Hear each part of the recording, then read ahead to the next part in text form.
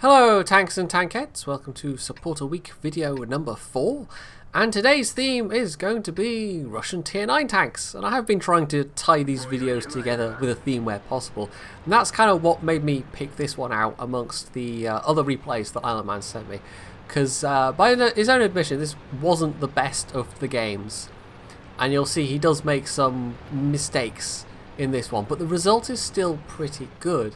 And sometimes it's making mistakes and then recovering from those mistakes that's you know, that makes things more interesting, right? It's overcoming those errors of judgment that you might have made earlier on and adapting and coping with the increased challenge. That can sometimes make for more interesting replays. So, he's got very good matchmaking, there's no artillery to worry about, and this map is not bad actually, Siegfried Line. I quite like this one myself, although it depends what game mode it is exactly. But he's already got a nice target to fire at there, the Leopard PTA, but he's already making the first of his mistakes there, yes. SB1C was being very incautious, but so was Island Man in his own way. He was sat really giving his side to that guy and has taken a little bit of damage as a result. So, okay, it's no big deal though, it's only 200 damage, but still, it was unnecessary. And oh, well that's even more unfortunate. That wasn't Island Man's fault at all. That was the Panther 2, the friendly Panther 2, I'm guessing, not that friendly. The guy doesn't even apologise, so I don't know. I can only assume that the Panther was trying to aim at the CDC and Island Man got in the way. Possibly it was just an honest mistake, in fact it probably was. But even so, not apologising is just a bit, you know, that's just impolite. If you're going to shoot somebody, at least apologise. You know, if they're on your own team. He gets another couple of shots into the PTA and actually finishes him off with a nicely timed fire for the last bit of health, so that's alright, that's his second kill.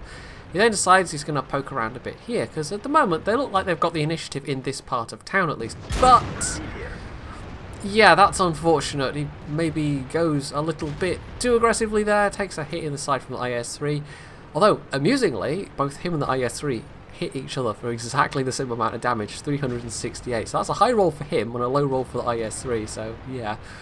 But he's just continuing with, yeah, I mean, the CDC can see that he's going round this way, and that's more damage he's taken, and well, he gets another shot in. But although now the IS-3's down, I guess he just gets impatient. He knows the CDC's there, he knows the CDC was firing premium ammo, and he takes another hit. And instead of waiting for the M103 to go in, he has lost now quite a lot of health. So this is really the point where it becomes a challenge. He has burned a lot of his health already. He has done over 2,500 damage himself, but he's traded away an unsustainable amount of hit points to do it. He can't keep doing that at this point, because next time he does that, he's probably going to die. Now his team at this stage looks like they have a really nice advantage. Surely this is going to be an easy win. It's 8-3. Surely. The fact that he's thrown away so many hit points and oh, they just lost 2 in rapid succession. Surely that won't matter though. I mean, okay, the enemy team's killed a few more tanks, but no, surely they're still going to win though. Surely it won't matter that he's so low health. Surely. So he's come to help out against this Yag Tiger. I think the fact that this is an isolated Yag Tiger made it a very attractive target. The Centurion tried to go in and maybe hug the guy's side armor, but it's a Centurion, it only goes at 40. However, there's also this Ferdy here, and Island Man is able to use this hill position and actually keep the bushes in between him and the Yag Tiger, so that was fairly safe. The Yag Tiger wasn't going to turn and shoot at him, which would have been fatal. The enemy team have actually, at this stage, managed to equalise the numbers just about. Those last couple of enemies did not want to die, and I think partly that's to do with the fact that the E75 and the ST1 are just not going down without a fight. And it's possible that there were enough low health allies running around that they've just been easy one-shots for the enemy team, which is now kind of true of Island Man's situation as well. He is an easy one-shot for a lot of these remaining tanks. Some of them he could at least take the hit. I mean, the Type 59, potentially if it's a low roll, the Panther 2, the Panther 88. Those are all, in theory, survivable. But any of the tier 9s will just wipe him out completely, and they've definitely got enough penetration to do so. So he tries for a sneaky shot on the E75, but it has to be a hasty snapshot. And unfortunately the guy was turning his turret round the wrong way, so that didn't go in. He's also got the heat shells loaded at this point, and that is solely for the benefit of the E75.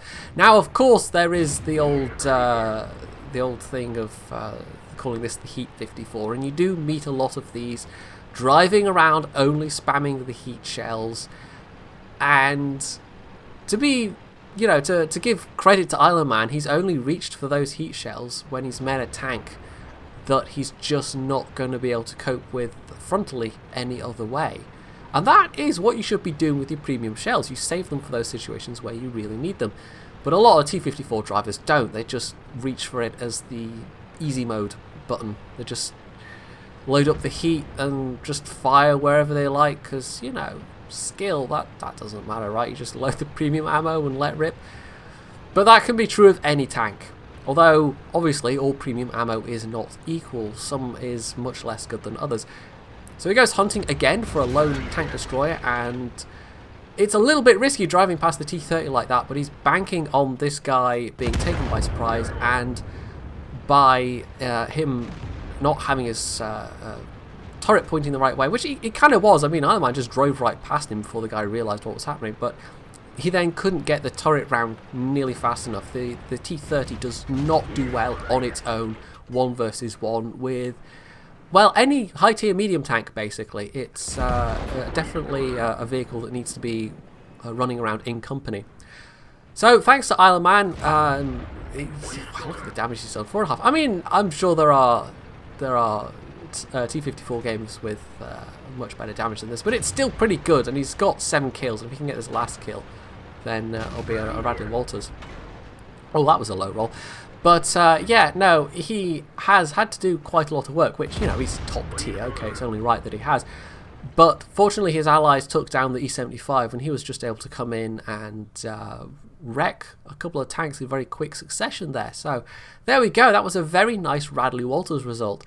And having lost all that health early on, that just increased the difficulty level, right? That just made it more of a challenge, right? Yeah, I'm sure he did it on purpose, solely for that reason. So that was just shy of 5,000 damage, 8 kills. The T95 actually had a bit of a belter, 4,200 damage, but then that was very good matchmaking for them, and there was no artillery as well, and it was actually a pretty decent map for a T95 if you can get to a place where you can hold a choke point. So yeah, that guy had some quite nice things going for me in that match also. But that was all enough to get Island Man an ace tanker on this, which, you know, in the T54 is it's a reasonable achievement, I guess. It's probably not that easy. It is one of the more popular tier 9 machines. So on that basis alone, I think this was a fairly decent match. So next up, we have something a bit different. It's still tier 9, and there is still a T54 connection. This is one of the reasons why I picked out Island Man's replay. And it's also a newcomer. This is King Trigon, who, as you can see, is in the... No, don't say IS-8, don't say it, it's the T10, there we go. There we go, I nearly said it, but I didn't, but I did anyway. So, again, very good matchmaking, but this time there is artillery to deal with, and he's also going to have teammates doing something that, well, you'll all have encountered this particular situation, regardless of what tier you play at on this map. Lakeville I actually quite like, although sometimes Encounter can be more fun because it puts all the focus towards the town area, and that valley becomes much less important. And the valley's a bit weird in this one because it's universally, or nearly universally, regarded as being the much less important side of the map, and due to the nature of the terrain and the narrowness of it, it's basically just a corridor with very slow swampy ground. But you still kind of need some people to be there, even though it's incredibly boring to go there, because normally you're just facing off against the enemies and hoping that you don't get hit by artillery if there's artillery. If there's nobody there, then enemies can and will just push round to your cap. But going there is just a totally thankless task, because it's very rarely where any of the action happens. So yeah, Lakeville's a bit odd. A lot of the map is quite nice, and the map as a whole is quite nice. But the actual valley area is just, it's like simultaneously important but completely unimportant as well. It's a bit peculiar. So yeah, everybody stop to aim at the middle. This is the thing that you will have encountered. King Trigon has pushed forwards because he's a top tier heavy and the town area is quite important. But none of his allies have. And the thing with the T10 is that even though it's now HD, and I think the armor got a little bit improved with it being HD, it's still a fairly fragile tank compared to some of its peers at tier 9, especially if you compare it to the beast that is the ST1. This one almost plays like one of those French heavies where you have to rely more on your speed and your gun handling. Well, I say gun handling in the context of French heavies. The gun handling on the French heavies isn't that good for the most part, but it's that kind of almost heavy, medium, hybrid playstyle. And the armor can be troll. It can work sometimes, but if you're going to rely on it, you're going to be very unpleasantly surprised. So already he's taken a big hit from that M103. Actually gets a very nice hit into his commander's hatch in return. The M103 is in a somewhat similar position. I mean, if you rely on the armor in an M103, it's got good bits of armor, but overall the armor's not great.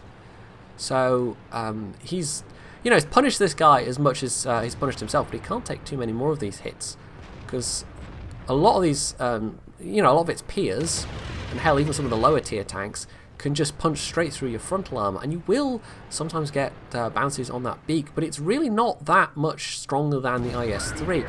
And in fact, tier for tier, the IS-3 is probably stronger armor-wise when it's top tier like this. So inevitably, the enemies have all pushed through the town, and now King Trigon is in this really annoying position of having to just play ultra defensively. But he's getting some very nice commander's hatch weak spots here, and when you're faced with an E75 frontally, and that's the only thing you can fire at, yeah, that's what you go for, basically. Gets a nice one into the PTA, who probably has a damaged ammo rack. He's been shot multiple times. There's no way he doesn't have a damaged ammo rack. It's a Leo PTA. But the main concern is this E75. But again, his shooting is absolutely on point so far. And that is the thing that makes up for the somewhat unreliable armor of this thing. The gun handling is actually pretty nice, and it's the exact same gun as the ST1 gets. And although the ST1 does have, oh well, that's his first Duff shot to be fair, but yeah, the ST1 does get better gun depression, but it's got I'm pretty sure worse handling and aim time than this. I think I'd have to compare it actually. Making these kind of statements is always very dangerous because it's been a long time since I've played the T10, and when I did play it was still the IS-8, and the armor wasn't quite the same as it is now. But yeah, anyway, with the backing of artillery, they've taken out the D75. He is being a little incautious with some of these shots in that, as with the other Russian heavies on the IS-7 line, you don't get a lot of ammo to work with. You can't afford to waste a lot of ammo, and he's already had a couple of shots where they just weren't really going to do anything, but he pulled the trigger anyway.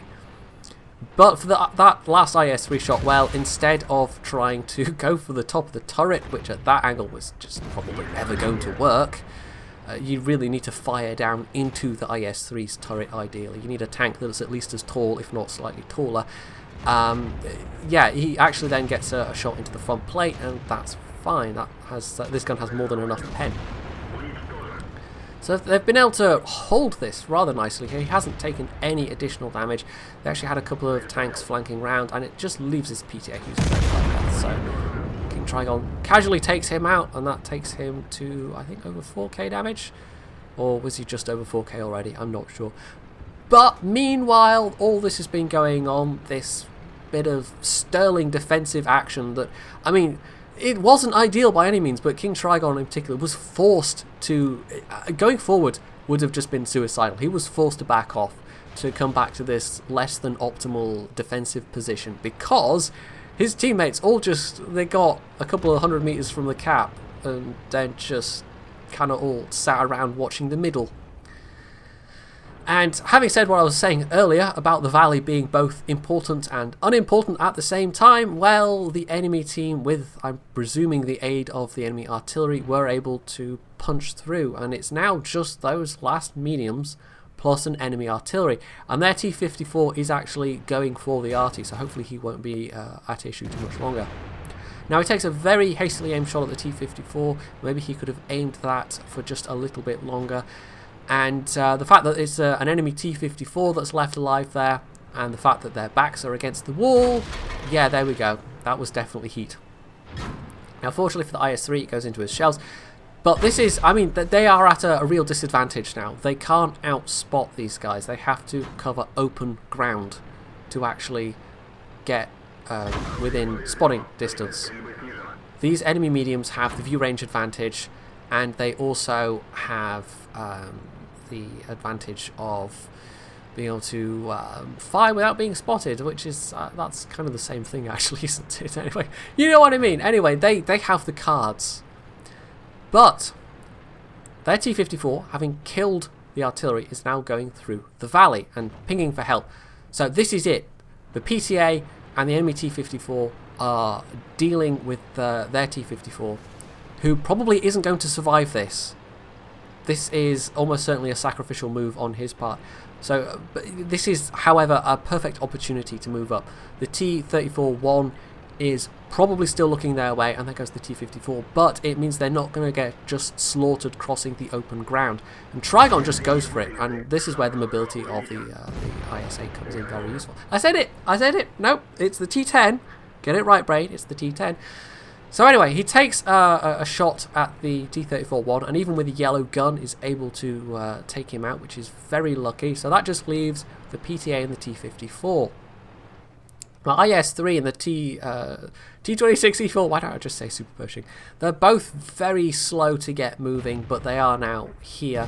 And it's not like the IS-3 is particularly slow either. I mean, this probably does have the better mobility compared to the IS-3, but still, the IS-3 could have gotten moving sooner than that. But now the PTA and the T-54 are in this position of having their backs against the wall, and well, this is really quite close, actually. I mean, having said they've got their backs against the wall, so does Trigon and his remaining teammates. So this is super tense, really very tense. Now, the first shot he fired unfortunately clipped the ground in front of him. And this is one of those situations where you have to rely on the armor penetration indicator rather than it just looking like you've got a clear line of sight.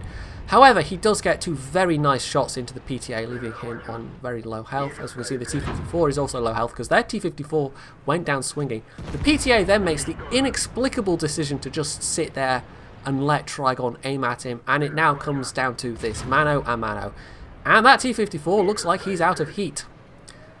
So even though he could have survived the hit anyway, he bounces a shot, goes for the kill, and does take another hit in the process. But there we go. That was pretty tense at the end there, and that was an excellent hold from King Trigon and his team, certain members of his team. Anyway, the fact that they didn't all push round into the town, and I don't know, it could have been a very, very different battle. So he actually got a steel wall out of that, and like I said, there was that T-54 connection, so that was one of the reasons why I picked out Island Man's game. But this was an even better result, 1400 base XP, almost not that far off 6,000 damage, not quite as many kills, but still a top gun.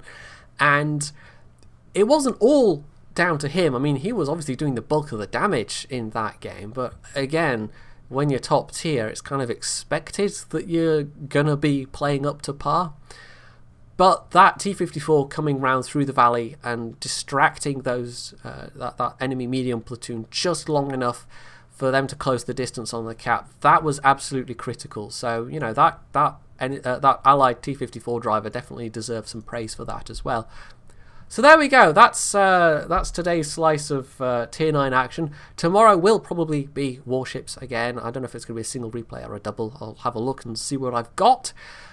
But after that, I think we're gonna do one more. So it'll be a week of 6 days, right? And then on Sunday we'll have something different. So yes, possibly even the start of my new series. We'll see. So hopefully you've enjoyed this pair of replays, and if you have, you can leave any comments below, you can hit the like button, you can sub to my channel if you aren't already, and as always, stay tuned for more.